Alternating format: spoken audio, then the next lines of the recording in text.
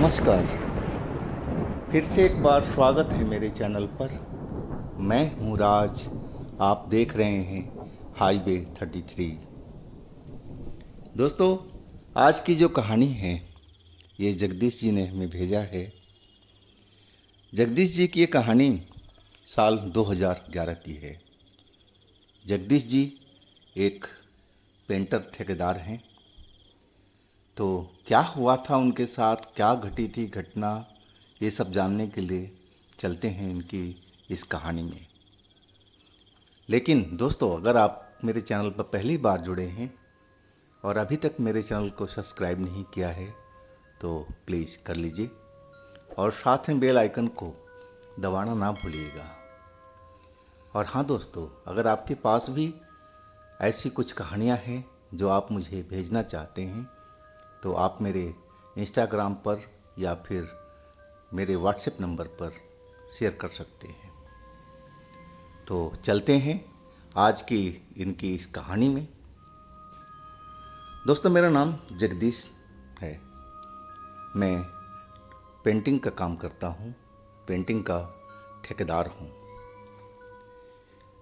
मैं एक फैक्ट्री में काम कर रहा था जिनका मालिक को कई सारी फैक्ट्रियाँ थी और अधिकांश मैं इन्हीं के काम में लगा रहता था। ये जो मालिक थे, मेरे पापा से अच्छी ताल्लुकात थी और पापा गुजरने के बाद सारा काम मैं ही अब करता था।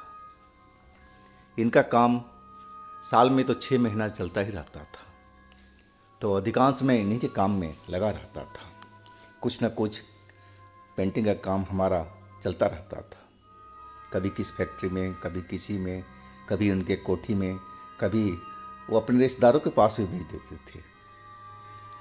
और एक दिन मुझे बुलाए, कहने लगे, जगदीश, एक हमने फार्म हाउस खरीदा है और मैं चाहता हूँ कि तुम वहाँ पर चलो और वहाँ पर थोड़ा पेंट वगैरह का काम देख लो। मैं अपना बेटे का जन्मदिन उसी जगह पर मनाना चाहता हूँ। मैं बोला, बहुत खुशी की बात है साहब, कब जाना है? तो कहने लगे कि संडे को चलेंगे हम, संडे को यहीं पर आ जाना अपने लड़के को साथ में लेकर के। मैं अपनी गाड़ी पर ही ले चलूँगा और वहाँ छोड़ दूँगा और जो जो सामान की ज़रूरत है आप मुझे वहीं बता देना, मैं वहीं से खरीद करके दे दूँगा। ये जो मालिक थे बहुत बढ़िया इंसान थे, पैसे की तो परवाह नहीं करते थे। कई बार तो मैं उनसे कुछ एडवांस भी लिया था और वो कभी मना नहीं करते थे। मैं अपने लड़के को सबको बोल दिया कि संडे के दिन तैयार रहना, हमें कहीं चलना है। मैं थोड़ा बहुत तो उनको आइडिया दे दिया था कि हमें हो सकता है वहाँ पर रुकना पड़े कई दिन तक, तो अपने कपड़े लत्ते सारे कुछ तैयार कर लेना। अब हम संडे के दिन को सेठ जी के बंगले पर पहुंच गए थे अपने 4 लड़कों के साथ में। सेठ जी ने थोड़ी देर बिठाया, चाय पानी का पूछा, हमने चाय पानी भी पी और इसके बाद सेठ जी अपनी गाड़ी में, बड़ी वाली गाड़ी में हम लोग को बिठाए और ले करके चल दिए अपने फार्म हाउस की तरफ में। वो बता रहे थे कि ये फार्म हाउस है ना, मैं बहुत सस्ते रेट पर ख़रीदा हूँ और जगदीश, मैं चाहता हूँ कि फार्म हाउस को तुम अच्छी तरह से चमका दो ताकि मैं अपने बेटे का जन्मदिन यहीं पर मनाऊँ, सारे रिश्तेदार को यहीं पर बुलाऊँगा। मैंने बोला, ठीक है साहब, मैं पूरा मेहनत करूँगा और जहाँ तक होगा मैं अच्छे ढंग से चमकाऊँगा उस काम को। अब हम वहाँ पर पहुँच चुके थे। वो हाईवे के पास में ही एक पतली रोड अंदर की साइड में जा रही थी और उस पतली रोड पर कम से कम 5 किलोमीटर हम लोग अंदर गए थे और फिर एक जगह पर सेठ जी ने गाड़ी रोक ली और फिर देखा ना, एक बहुत सा बड़ा बाउंड्री घिरा हुआ था, लोहे के गेट लगा हुआ था, और वहाँ पर सेठ जी उतर गए। कहने लगे, जगदीश, यही है नया वाला फार्म हाउस जो मैंने लिया हूँ। मैं देखा, एरिया तो बहुत बड़ा था, और अब अंदर में देखना था कि अंदर में क्या क्या है। सेठ जी ने चाबी निकाला और गेट को खोला। अब फिर गाड़ी को अंदर ही ले चले, क्योंकि वहाँ पर कोई चौकीदार तो था ही नहीं। जब अंदर देखे तो अंदर का एरिया भी बहुत बड़ा था। सबसे लास्ट में एक कोठी जैसा बना हुआ था। अब उस जगह पर सेठ जी ने अपनी कार को ले गए और वहाँ पर रोका। अब मैं लड़कों के साथ में उतर गया था गाड़ी से। अब फिर मैं देखने लगा। सेठ जी बोले, जगदीश, एक एक चीज़ देख लो, क्या तुम्हें चाहिए सामान लिख करके मेरे को दे दो, ताकि मैं सामान को जल्द से जल्द भिजवा दूं आपके पास में। और हाँ, अपना खाने पीने का सब प्रबंध कर लेना, क्योंकि यहाँ पर आसपास में कोई होटल वगैरह नहीं है। अब होटल के लिए तुम्हें मेन रोड पर जाना पड़ेगा, जो काफ़ी दूर है। तो वो देख लो, वो तुम्हें जो सामान चाहिए वो भी लिख करके हमें दे दो, मैं वो भी भिजवा दूंगा। मैं अब अपने लड़कों के साथ में काम पर लग चुका था। मैं उस कोठी में एक एक चीज़ देखता रहा, क्या ज़रूरत है। पेंट वगैरह तो सारे बेकार हुए पड़े थे। दीवार में कई जगह मरम्मत की ज़रूरत थी। हर तरफ देख लिया। वो जो बाउंड्री थी, मैं सेठ जी को दिखाया कि सेठ जी देखो, ये बाउंड्री भी बेकार हो चुकी है, लेकिन इसमें प्लास्टर की ज़रूरत है, पेंट तो बाद की बात है। वो कहने लगे कि देखो, अभी तुम कोठी का काम निपटा लो, और इसके बाद हम बाद में देखेंगे, जब जन्मदिन का काम हो जाएगा बेटे का। मैं बोला, ठीक है साहब। और हम एक एक चीज़ नोट करते गए, और लास्ट में सेठ जी को सारा जो सामान का लिस्ट था हमने पकड़ा दिया। और हम खाने पीने का जो भी सामान मंगाना था वो भी सेठ जी को दे दिया, ताकि सेठ जी सारा सामान एक ही बार में भेज दें, क्योंकि हमें तो कई दिन अब यहाँ पर रुकना था। सेठ जी तो पर्ची लिए और चले गए। कह रहे थे कि मैं जा रहा हूँ पास के शहर में, और वहाँ से सामान देखता हूँ, मैं साथ में ही आऊँगा एक बार। अब सेठ जी चले गए थे। अब मैं लड़कों को काम पर लगा दिया। जो रिपेयरिंग का काम था, खुरचना था दीवार को, उस काम में लगा दिया कि ताकि हमारा टाइम खराब ना हो। अब मैं गेट पर आ गया था। गेट पर बाहर निकल कर के आसपास थोड़ा देखने लगा कि आसपास में कहीं चाय वाय की दुकान है कि नहीं है, कि मुझे चाय पीने की आदत थी और चाय की ज़रूरत पड़ती थी मुझे। लेकिन वहाँ तो सामने में, अगल में, बगल में कोई भी दुकान जैसी चीज़ नज़र नहीं आई। फिर मैं दूसरी साइड में थोड़ा आगे की तरफ चल दिया, ताकि थोड़ा आगे देखाऊं कि वहाँ पर कुछ है कि नहीं है खाने पीने का।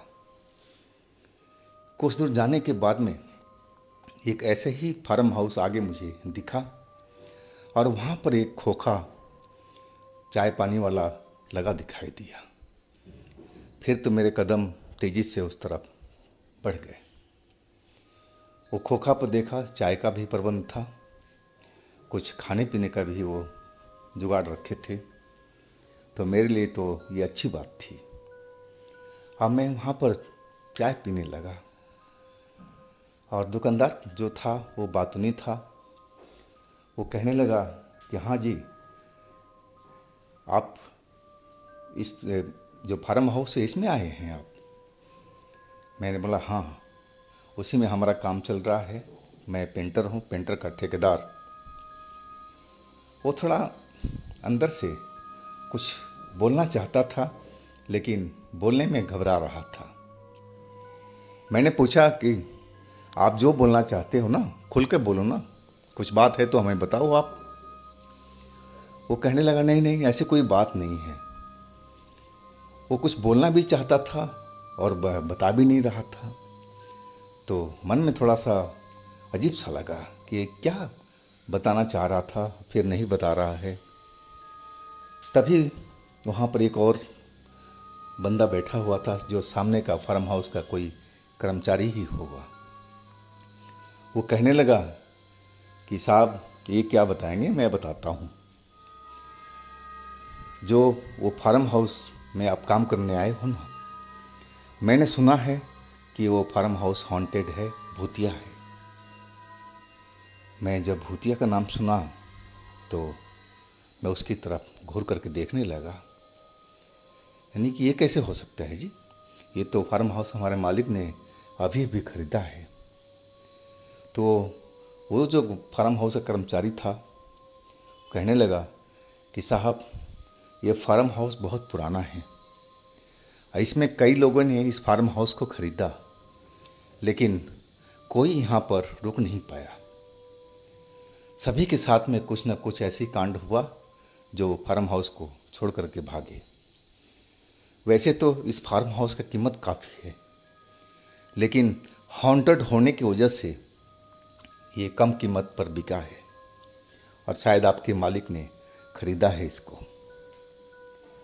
लेकिन मुझे विश्वास नहीं हो रहा था कि आज के साइंस के युग में ऐसा भी होता है क्या। मैं भूत प्रेत पर यकीन तो करता था, लेकिन मैंने कभी देखा नहीं था। मैं अब उस जगह से अपने फार्म हाउस में लौट आया था। मन में एक दुविधा सी बनी हुई थी।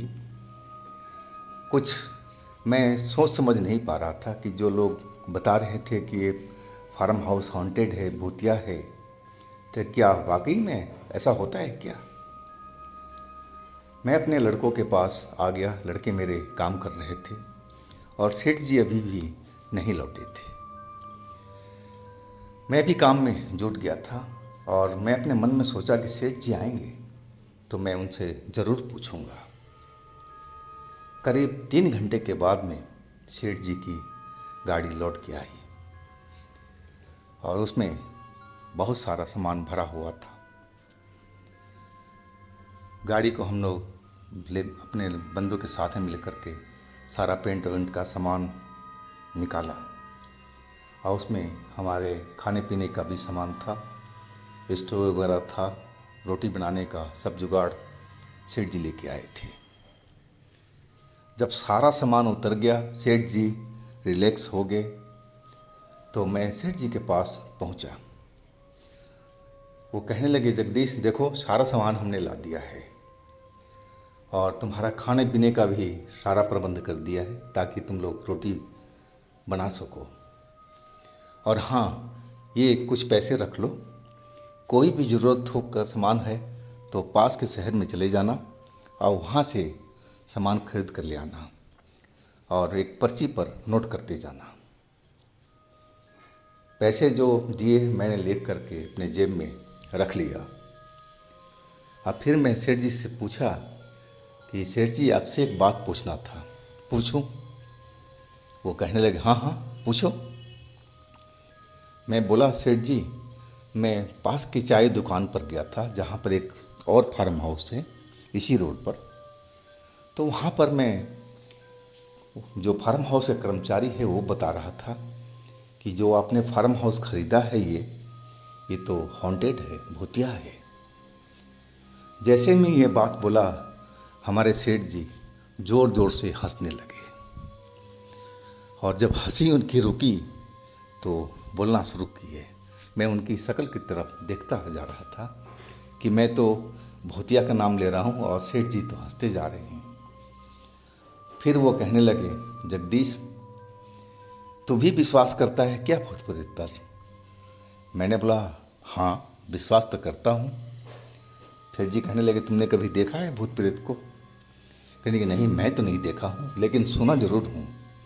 हमारे गांव में आसपास भी कई लोगों को भूत ने पकड़ा था, तो इतना तो मैं ज़रूर जानता हूँ।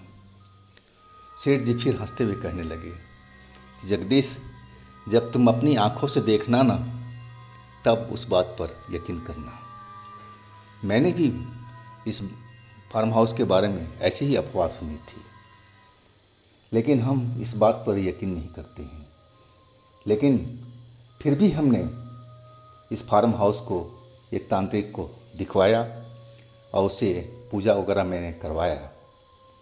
वो तांत्रिक ने बोला कि अब जो भी इसमें बुरी आत्मा रहती होगी, अभी इस फार्म हाउस में से भगा दिया गया है, तब कोई डरने की बात नहीं है।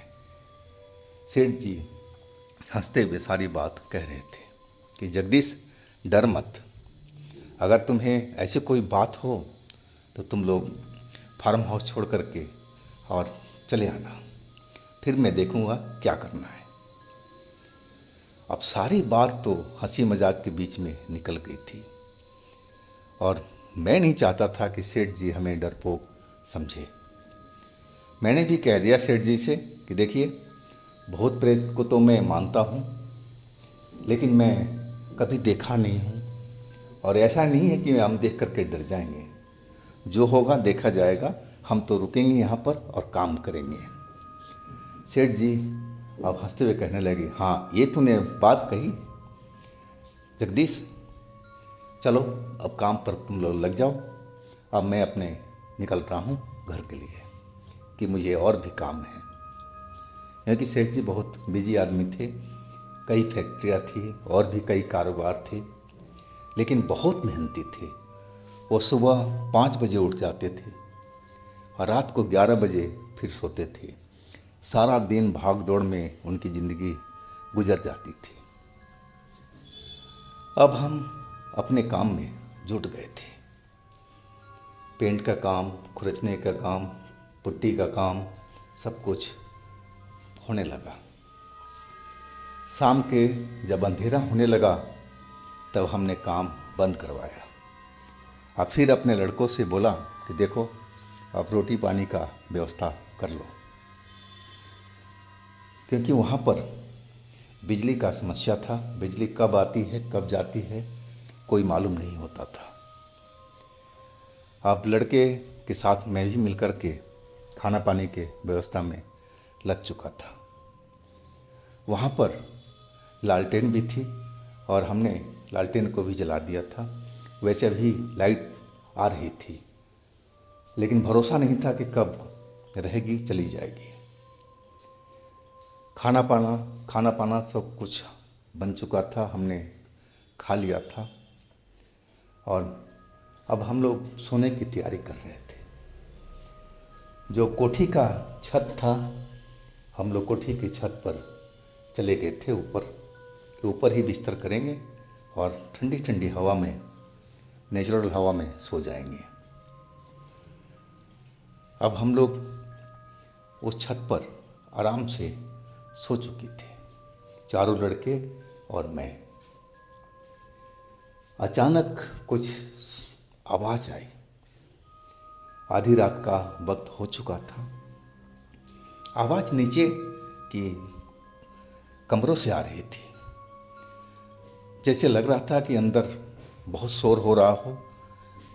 तो मेरी नींद तो टूट गई थी और एक लड़का का और नींद टूट गया था और 3 लड़का तो अभी भी मज़े से सो रहे थे। वो लड़का मेरी तरफ देखकर कहने लगा कि भैया जी, ये आवाज़ कैसी आ रही है, नीचे तो कोई है नहीं। मैं भी उस आवाज़ की तरफ ध्यान देने लगा था, लेकिन समझ में नहीं आ रही थी कि आवाज़ किस चीज़ का है, क्यों नीचे शोर हो रहा है। मैं भी उसको बोला कि हाँ, आवाज़ तो मैं भी सुन रहा हूँ, लेकिन नीचे में तो कोई है नहीं।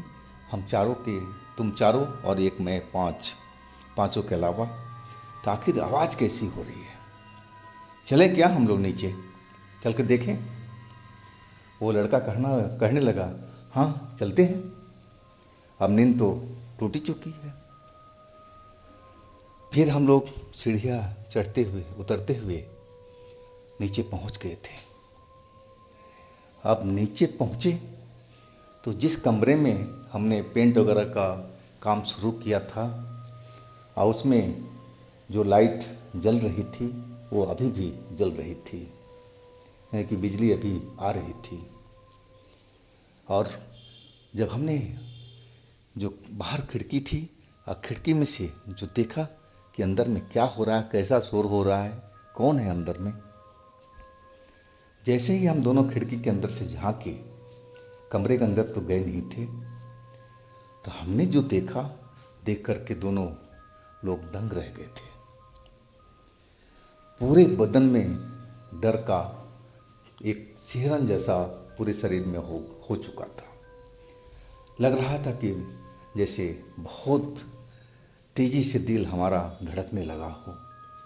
वो चीज़ देख करके हमने क्या देखा कि एक औरत है और एक व्यक्ति है, एक पुरुष है, और वो कमरे के अंदर में इधर से उधर घूम रहे हैं, गोल गोल चक्कर काट रहे हैं। और वो औरत की लंबाई भी कुछ ज़्यादा ही थी और पुरुष जो था उसके साथ में उसकी भी लंबाई कुछ ज़्यादा ही थी। और दोनों गोरे चिट्ठे सुंदर दिख रहे थे, गोरे गोरे से थे। पहनावा था उनका दोनों का पुराने ज़माने जैसा था। अब बाहर से तो साकल बंद थी उस रूम की, तो ये अंदर कैसे चले गए और कौन है ये लोग? डर तो बहुत लगा, क्योंकि मैंने तो पहले ही सुन रखा था कि यहाँ पर भूतिया कुछ एक्टिविटी होती है, लेकिन सेठ जी को विश्वास नहीं था। लेकिन हम तो अपने आंखों से देख रहे थे। वो लड़का भी डरा हुआ था और मेरे कान में फुसफुसाते कहने लगा, भैया जी ये क्या क्या है ये लोग, और ये अंदर कैसे पहुंच गए, और ये गोल गोल क्यों घूम रहे हैं? मैं क्या बोलूं अब। अभी हम दोनों खिड़की की तरफ निगाहें थी हमारी, कमरे के अंदर झांक रहे थे, और तभी वो स्त्री और पुरुष क्या निगाहें हमारी तरफ हो गई।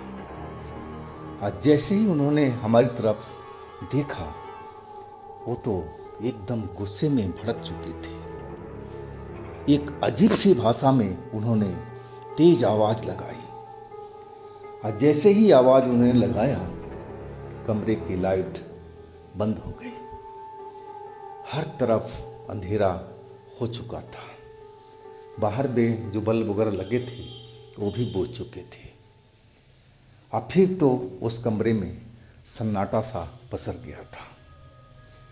अब हम दोनों उसी खिड़की के पास में एकदम थर थर कांपने लगे थे। मुझे अब यकीन हो चुका था कि इस घर में कुछ ना कुछ तो बहुत बड़ा चल रहा है। जो हमने देखा है स्त्री पुरुष को, ये ज़रूर कोई आत्मा ही है, ये नॉर्मल इंसान तो हो नहीं सकते। अब फिर हम दोनों उस खिड़की से हट गए और तेज़ी के साथ में छत पर जा पहुँचे। वहाँ पर गए तो वो लड़के अभी भी सो रहे थे। शायद थकावट के वजह से उनकी नींद खुली नहीं थी। अब हम दोनों लोग छत पर बैठ कर के डरे हुए थे कि ये सब क्या हो रहा है। बंद कमरे में एक स्त्री पुरुष पुराने ज़माने का कपड़े पहने हुए और हमें देख कर के एक अनजानी भाषा में जो आवाज़ लगाई थी और फिर लाइट चली गई थी। ये सब क्या हो रहा है? मुझे जो चाय की दुकान पर जो कर्मचारी मिला था उसकी बात में सच्चाई नज़र आने लगी। वो कह रहा था कि इस फार्म हाउस में भूतिया एक्टिविटी चलती रहती है और इसी वजह से यहाँ पर कोई रुक नहीं पाता है। इस फार्म हाउस को न जाने कितने लोगों ने खरीदा और फिर बेचा, लेकिन कोई भी इस फार्म हाउस में रुक नहीं पाया। तो उसकी बात तो मुझे 16 आने सही लगी। डर तो हम लोग अभी भी रहे थे, और हमने सोचा था कि कैसे भी रात बीत जाए और फिर हम लोग सेठ जी से संपर्क करेंगे सुबह में और फिर सारी घटना को हम लोग बताएंगे कि सेठ जी, ये बंगला आपके लिए सुरक्षित नहीं है, ना हम लोग के लिए सुरक्षित है, कुछ भी हो सकता है इस जगह पर। नींद नहीं आ रही थी, डर के मारे हम दोनों आसपास ही बिल्कुल बिस्तर पर बैठे हुए थे। आसमान में चांद पूरा निकला हुआ था, जो चांदनी थी हर तरफ फैली हुई नज़र आ रही थी। और अचानक हमारी नज़र सीढ़ियों की तरफ गई जो नीचे से ऊपर की तरफ आ रही थी। उस सीढ़ियों पर मैं दो परछाई को देखा जो हमारी तरफ आ रही थी। उसमें कोई चेहरा नज़र नहीं आ रहा था, सिर्फ काली काली सी परछाई नज़र आ रही थी, एक स्त्री और एक पुरुष की। अब उस परछाई को देख कर के तो जैसे हम दोनों का हालत खराब हो गया। वो परछाई हम लोग के बिस्तर के पास में पहुंच गई थी, जहां पर वो तीनों लड़के अभी भी मज़े से सो रहे थे और हम तो डर के मारे चीख ही पड़े थे। जैसे हम लोग चिल्लाना शुरू किए, दोनों डर के मारे, वो लड़के भी उठ गए थे और वो अचानक नींद से उठे तो उनको समझ में नहीं आया कि आखिर हम लोग क्यों चीख रहे हैं और यहाँ पर क्या हो रहा है। वो परछाई अभी भी हमें दिखाई दे रही थी। वो जहाँ पर बिस्तर लगा हुआ था, लंबा सा बिस्तर, और ये एक लड़के के पास में वो परछाई दोनों रुकी हुई थी। वो लड़के जो तीनों थे उनको कुछ भी पता नहीं था कि इस घर में क्या चल रहा है, लेकिन हम लोग बहुत डरे हुए और तेज़ तेज़ आवाज़ में चीख चिल्ला रहे थे। वो लड़के समझ गए कुछ न कुछ तो ज़रूर गड़बड़ है। जैसे ही हम लोग वहाँ से बिस्तर छोड़ कर के नीचे की तरफ भागने लगे और वो परछाई जो दोनों, एक स्त्री एक पुरुष की थी, एक लड़के का हाथ पकड़ लिया। वो परछाई थी लेकिन फिर भी हमारे लड़के को हाथ को मजबूती से पकड़ लिया और जैसे ही हाथ पकड़ा वो लड़का एकदम तेज तेज आवाज़ में चिल्लाने लगा, मेरी तरफ चिल्लाने लगा देख करके, भैया मुझे बताओ कौन है ये लोग, कौन है ये परछाई, क्या ये लोग भूत हैं? इस तरह का आवाज़ वो कर रहा था। अब हम लोग बिल्कुल और डर चुके थे। तभी एक जो लड़का था वो कहने लगा, भैया जी ये तो हम लोग सभी को मार देंगे, अब हम लोग बच नहीं पाएंगे, भैया जी कुछ करो। लेकिन करें तो क्या करें, हम लोग कुछ भी दिमाग काम नहीं कर रहा था। उसमें एक लड़का जो था वो थोड़ा पूजा पाठ किया करता था और वो पता नहीं उसके मन में क्या आया, वो हनुमान चालीसा को पढ़ना शुरू कर दिया। जैसे ही हनुमान चालीसा को पढ़ना शुरू किया, उस परछाई ने, जो पुरुष की परछाई थी, हमारे लड़के को हाथ पकड़ लिया था। वो लड़का लग रहा था कि इसकी जान निकल जाएगी, डर के मारे चिल्ला रहा था, चीख रहा था, कूद रहा था, लेकिन परछाई उसको छोड़ नहीं रही थी। और उस लड़के ने जो हनुमान चालीसा पढ़ना शुरू किया, जैसे ही स्टार्ट किया, उस परछाई ने उस लड़के का हाथ छोड़ दिया और वो परछाई स्त्री पुरुष की धीरे धीरे जीने की तरफ, जैसे जहाँ से चढ़े थे उस तरफ जाने लगे। अब हम लोग सारे डरे हुए थे और वो लड़का जिसका हाथ उसने पकड़ रखा था काले परछाई ने, वो भी बहुत डरा हुआ था। वो एकदम ऐसा उसकी हालत हुआ था कि जैसे उसकी जान निकल गई हो। और सही में ऐसा ही दृश्य था, कोई भी उस जगह पर हो सकता है, उसका भी हाल वही होगा। हनुमान चालीसा उस लड़के ने जो पढ़ना शुरू किया और वो पढ़ता ही रहा और वो हनुमान चालीसा की वजह से ही वो स्त्री पुरुष का जो परछाई छत पर आई थी हमें मारने के लिए, वो नीचे की तरफ चले गए थे। अब हनुमान चालीसा जो लड़का पढ़ रहा था उसका देखा देखी हम लोगों ने भी पढ़ना शुरू कर दिया। आपसे जो बताऊं कि सारी रात हम लोग हनुमान चालीसा सब ने मिल कर के पढ़ते रहे थे। सुबह जब हुई तब हमें लगा कि हमारी जान बच गई है। अब फिर काहे के लिए उस घर में, उस फार्म हाउस में रुकना। अपने अपने सारे जो सामान लेके आए थे और लेकर के हम लोग जल्दी से गेट के बाहर हो गए। गेट में ताला मारा और फिर हम लोग उसी चाय दुकान पर जा पहुँचे। उस फार्म हाउस के जो गेट पर खोखा लगा हुआ था, खोखे के पास पहुँच कर के हमने रात की घटना सब उस दुकानदार को बताया। वो दुकानदार हमारी बात सुन कर के भी डर चुका था और तब तक वो जो कर्मचारी था फार्म हाउस का, वो भी चाय पीने के लिए आ चुका था। वो भी इस घटना को सुना तो उसकी भी रूह कांप गई थी। वो कहने लगा कि भाई, हमने तो ऐसा नहीं सुना था। मैं तो ये जानता था कि इस घर में ऐसी कुछ बात है जो इंसान डर जाता था, लेकिन इतनी भयंकर बात होगी हम तो कभी सपने में नहीं सोचा था। अब हम वहाँ पर चाय पिए और फिर सेठ जी को सारा संपर्क किया हमने और फिर एक एक बात उनको बताना शुरू किया। सेठ जी कहे कि मैं घर से निकल रहा हूँ, तुम लोग वहीं पर हो।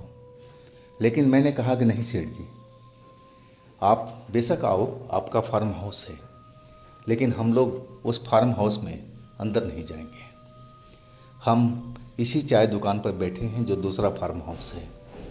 आप आओ और हमसे यहीं पर मिलना, लेकिन हम लोग इस जगह पर काम नहीं करेंगे। सेठ जी समझ गए थे कि मामला गंभीर है। वो कहने लगे कि आप चिंता मत करो, मैं आ रहा हूँ, आप लोग वहीं पर मेरा इंतज़ार करना। बहुत दोपहर तक सेठ जी अपनी गाड़ी लेकर के पहुँचे थे और सीधा उसी दुकान पर आए जहाँ हम लोग बैठे हुए थे। अब सारी बात हमने विस्तार से सेठ जी को बताया। उस खोखे वाले ने भी बताया और जो फार्म हाउस का वो कर्मचारी था वो भी सेठ जी को बात बताया कि ये फार्म हाउस तो बहुत पुराना है, ना जाने कितने लोगों ने इसको ख़रीदा है, लेकिन कोई भी इस फार्म हाउस में रुक नहीं पाए।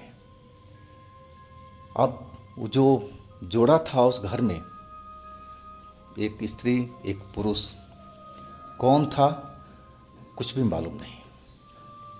उनकी भाषा भी अलग थी जो हमने सुना था। वो भाषा हमने कभी ज़िंदगी में नहीं सुना था। तो क्या चल रहा था उस घर में, कौन थे ये लोग, कुछ भी मालूम नहीं हुआ। सेठ जी कहने लगे कि तुम लोग हमारे साथ में चलो, अब छोड़ो इसको, हम तांत्रिक को बुलाएंगे और फिर पूजा पाठ करवाएंगे जिससे हमने करवाया था। अब हमने बंगला में इतना पैसा खर्च किया है तो भला कैसे छोड़ देंगे।